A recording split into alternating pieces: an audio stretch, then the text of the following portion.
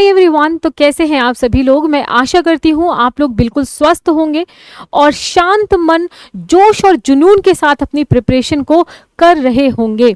जैसे कि आप लोग को पता है, रेलवे की जो कुछ इंटरनल इन्फॉर्मेशन आई है, जिसके हिसाब से हमें ये पता लगता है कि रेलवेज की 7911 जो वैकेंसीज हैं वो एम्प्टी हैं और हो सकता है कि रेलवेज 1 मंथ बाद अपना जो नोटिफिकेशन है वो ले आए। हो सकता है 7911 पूरी सीट्स आ जाए रिक्रूटमेंट के लिए, पर ऐसा भी हो सकता है क्योंकि अब हर ईयर रेलवेज को रिक्रूटमेंट प्रोसेस को करवाना है, तो हो सकता है कुछ सीट्स वो अगले साल के लिए रखे, पर ऐसा ये भी हो सकता है कि पूरी सीट्स ही वो इस साल फिलअप करे। तो दोनों ही सिचुएशंस यहाँ पे हो सकती हैं। बट यस, इन दोनों ही सिचुएशन में एक बात तो तय है कि रेलवेज का नोटिफिकेशन अगले मंथ या उसके अगले मंथ जुलाई अगस्त में श्योर तरीके से आएगा ही आएगा।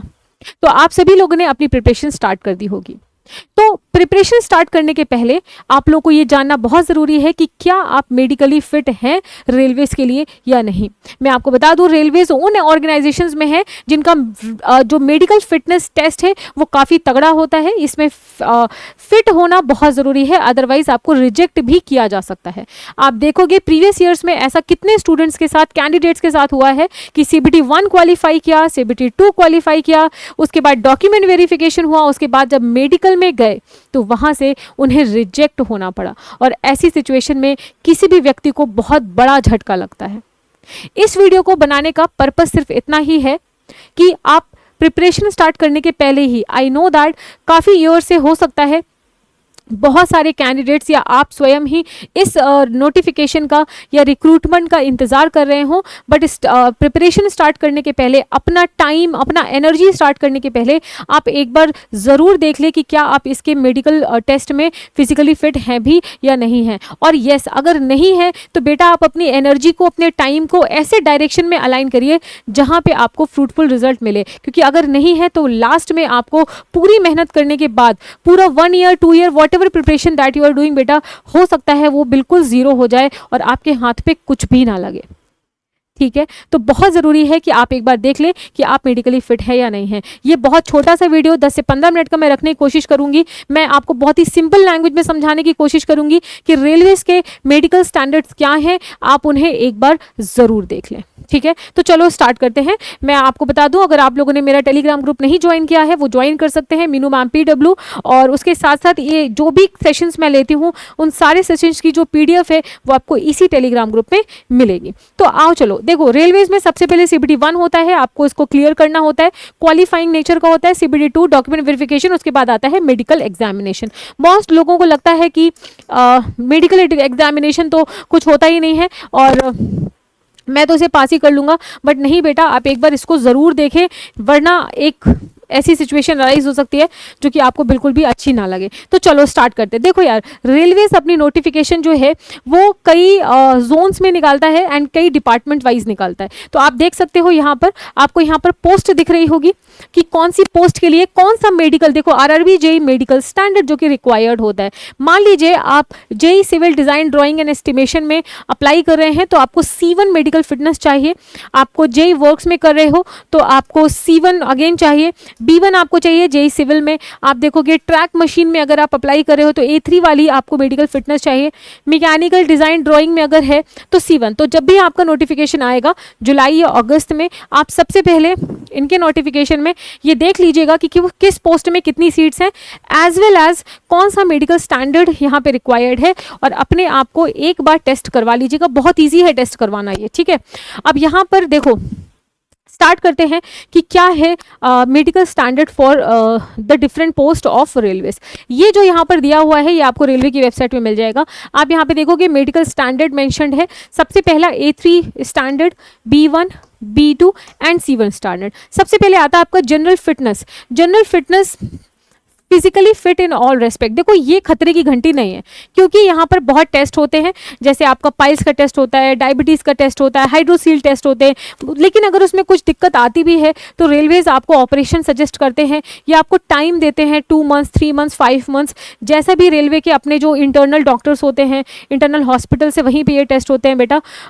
तो वो लोग आपको टाइम देते हैं और उसमें आप ठीक होकर के वापस से ज्वाइन कर सकते हो। तो ये कोई खतरे की घंटी नहीं है, पर ये जो विजन स्टैंडर्ड्स हैं ये खतरे की घंटी, क्योंकि अगर इसमें आप नहीं आते हो तो फिर आपको यहाँ पर रिजेक्ट हो सकते हो। ठीक है, तो चलो स्टार्ट करते हैं। सबसे पहले बेटा देखो, इसको समझा देती हूँ मैं। A3 जो है उसमें क्या है, डिस्टेंस विजन, नियर विजन। देखो जो ह्यूमंस हैं, जो आप देखोगे इंसान है, किसी को दूर का नहीं दिखाई देता, किसी को पास का नहीं दिखाई देता। तो कई तरीके की आईज की डिस्टीज होती हैं, उसके हिसाब से आंखों का पावर डिसाइड होता है। जैसे कि आप देखोगे मैंने चश्मा लगा रखा है, तो इसका मतलब मुझे देखना होगा कि मैं किस कैटेगरी में लाई करती हूँ। लेट मी टेल यू, अगर बेटा आपकी आंखों में चश्मा नहीं लगा हुआ है तो आप इन सारी कैटेगरीज में लाई करते हो। समझ रहे हो आप बात? आप सारी कैटेगरी को फिजिकली फिट नजर आओगे, आप A3 में भी आओगे, B1 में भी आओगे, आप सब कुछ फिट रहेगा आपका। लेकिन ऐसा भी कई केसेस देखे गए हैं कि चश्मे नहीं भी लगाए तब भी कुछ दिक्कत आ सकती है, लाइक कलर ब्लाइंडनेस की दिक्कत आ गई, बाइनोकुलर विजन दिक्कत आ गई।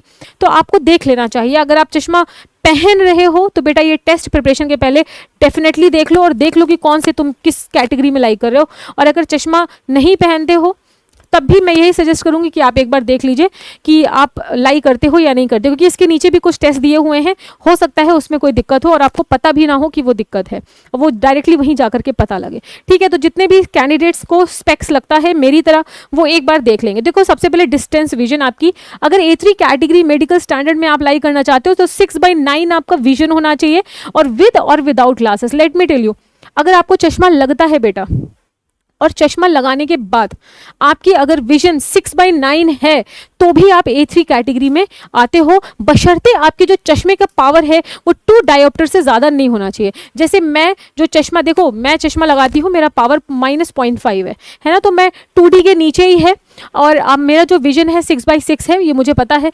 तो मैं किस कैटेगरी में लाई करूँगी ये मुझे देख लेना होगा। तो 6/9 विद और विदाउट ग्लासेस। तो देखो अगर आप ग्लासेस पहन रहे हो और आपकी पावर 2 डायोप्टर से कम है तो ठीक है, आप A3 कैटेगरी में लाई करते हो। अब जो विजन है 6/9, 6/6, ये 6/9, 6/12, ये कैसे डिफाइन होता है, ध्यान से देखो बेटा। इसके लिए स्नेलेंस चार्ट यूज होता है जो विजुअल एक्चुइटी को डिफाइन करता है। ये किसी भी चश्मे वाले की दुकान जाओगे उसके पास ये चार्ट आपको मिल जाता है। ध्यान से सुनो, अगर ये लास्ट वाली लाइन बेटा आप बिल्कुल क्लियरली पढ़ पा रहे हो तो इसका मतलब है कि आपके आई का जो विजन है वो 6/6 है, विद और विदाउट ग्लास। चश्मा पहन के या बिना चश्मा पहने अगर आप इस वाली लाइन को बिल्कुल क्लियरली देख पा रहे हो तो इसका मतलब है कि आपकी जो आईज का विजन है वो 6/6 है। तो किसी भी चश्मे वाले की दुकान में जाओ और ये टेस्ट कर लो। ठीक है, अगर आप इस लाइन को क्लियरली देख पा रहे हैं तो आपका विजन 6/9 है। अगर आप इस लाइन को क्लियरली देख पा रहे हैं तो आपका विजन जो है 6/12 है। ध्यान देना, अगर आप इस लाइन को देख पा रहे हो क्लियरली और इसके नीचे वाली लाइन को नहीं देख पा रहे हो तो ही आपका 6/12 है। मान लीजिए आप इस लाइन को देख पा रहे हो, इसके ऊपर तो दिखेगा ही ऑब्वियसली क्योंकि बड़े हैं, इसके नीचे नहीं दिख पा रहे हैं तो आपका जो विजन है 6/24 होगा। इस तरीके से डिफाइन किया जाता है। तो ध्यान से देखो, तो इसका मतलब इसके बाद आता है आपका नियर विजन। नियर विजन के लिए भी आपके यहाँ पर कुछ चार्ट हैं, तो ये चार्ट्स आप देख सकते हो। ये चार्ट आपको चश्मे की दुकान में मिल जाएगा। बट मैं आपको बता दूं 20 से 35 ईयर्स के जितने भी कैंडिडेट्स होते हैं उनको यूजुअली दूर के विजन की ही प्रॉब्लम होती है, पास का नॉर्मली सबको सही दिखता ही है। तो नियर विजन की प्रॉब्लम बहुत कम ही कैंडिडेट्स को होती है, लेकिन फिर भी अगर है तो आप एक बार इसको बेटा चेक कर लीजिए। अच्छा, एक चीज़ मैं आपको बताती हूँ, तो देखो ध्यान से सुनो। ऐसा है कि आप अगर A3 स्टैंडर्ड में आते हो, मेडिकल स्टैंडर्ड में आते हो, तो आप किन पोस्ट के लिए एलिजिबल हो। देखो फॉर एग्जाम्पल रेलवे 6000 पोस्ट निकाल रहा है, तो क्या आप सारे 6000 पोस्ट के लिए एलिजिबल हो? नहीं बेटा। सबसे पहले आपको अपनी ब्रांच देखनी होगी, क्योंकि ये जो 6000 सीटें हैं वो बहुत सारी ब्रांचेस के लिए हैं। तो mechanical, civil, electrical, chemical, electronics, बहुत सारी ब्रांचेस के लिए यहाँ पे वैकेंसीज आती हैं। तो मान लीजिए आप मैकेनिकल के हो और मैकेनिकल की मान लीजिए 3000 सीटें हैं, तो आप क्या उन सारी के सारे 3000 के लिए एलिजिबल हो? नहीं बेटा। अब आपको जोन देखना होगा कि आप किस जोन से फिलअप कर रहे हो। तो इसमें काफ़ी इसमें काफ़ी स्टेप है ना।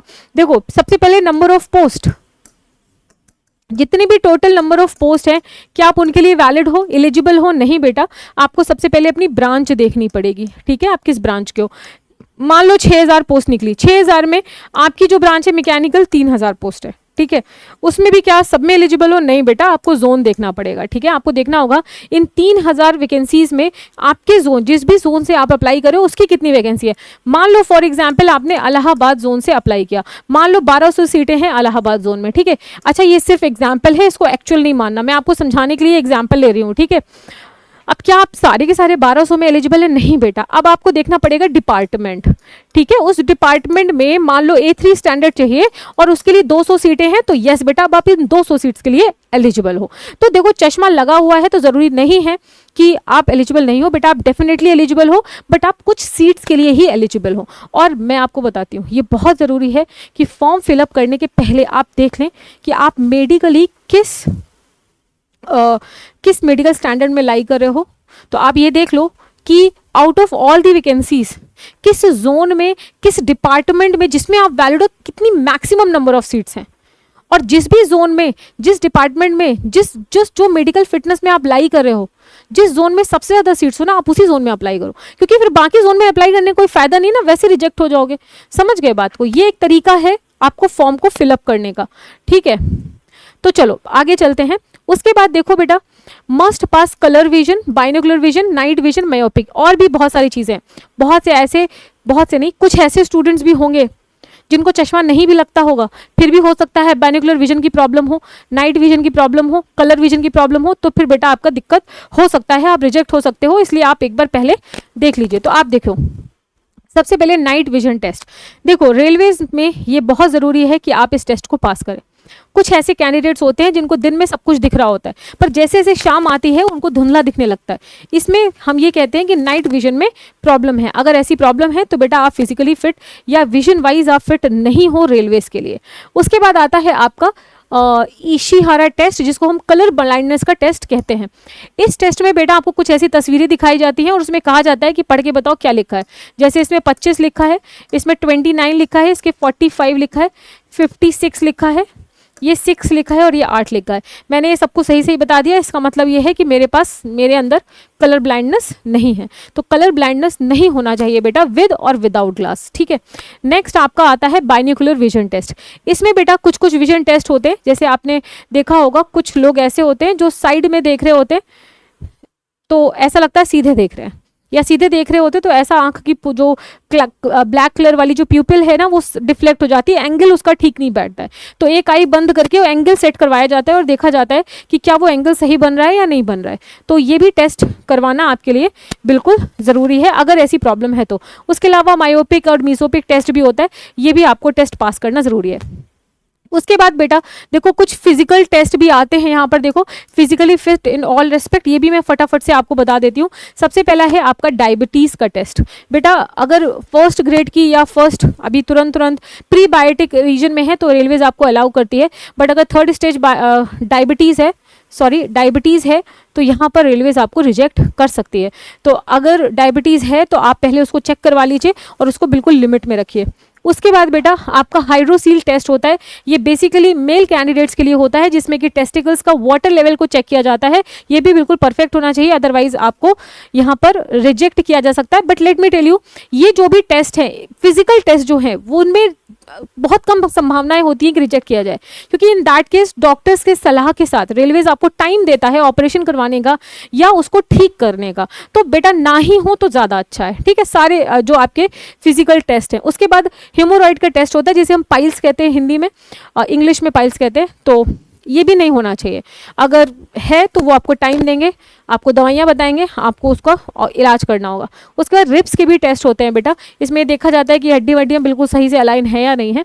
ब्लड प्रेशर का भी टेस्ट होता है रेलवेज में, और कई बार इसमें तो बहुत सारे लोग घबराते हैं तो उनका ब्लड प्रेशर शूट अप हो जाता है। तो वहाँ पर वो आपको पहले शांत करते हैं, पानी पिलाते हैं और कहते हैं कि शांत हो जाओ, उसके बाद फिर आपका ये टेस्ट होता है। यूरिन टेस्ट भी होता है। यूरिन टेस्ट में भी बहुत सारी चीज़ें होती हैं जो वो टेस्ट करते हैं। उसके बाद बेटा ENT का भी टेस्ट होता है, ईयर नोज एंड थ्रोट का भी आपका टेस्ट होता है, जिसमें कि रॉड जो आप देखोगे आजकल जो कैमराज होते हैं उनको डाल करके पूरा चेकअप करते हैं, ये टेस्ट भी होता है।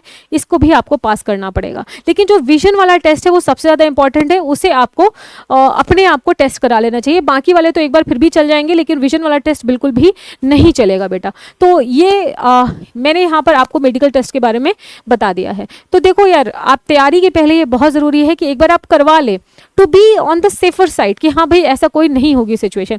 क्योंकि देखो, I am in this teaching field from last 8 years।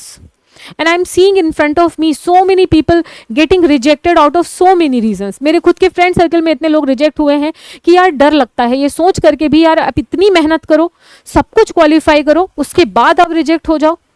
तो क्यों ना आप ऐसी जगह पे अपनी एनर्जी और टाइम को इन्वेस्ट करो बेटा, जिस जगह पे आपको पॉजिटिव आउटपुट मिल पाए। ऐसे बहुत सारी ऑर्गेनाइजेशन है, लाइक कोल इंडिया हो गया, इनका भी जो मेडिकल टेस्ट है ना बहुत तगड़ा होता है। रेलवेज हो गया, आर्मी हो गया, इनके जो मेडिकल टेस्ट हैं वो काफ़ी टफ होते हैं, उतने भी टफ नहीं होते, लेकिन हाँ आपको उसमें फिजिकली फिट होना चाहिए। तो thank you so much everyone. I hope that आप लोग को ये जो वीडियो है ये समझ में आया होगा, एंड मैं ये भी आशा करती हूँ आप सभी लोग मेडिकली फिट हों रेलवेज के लिए, ताकि आपको कोई भी ऐसा झटका ना लगे later on. So thank you so much.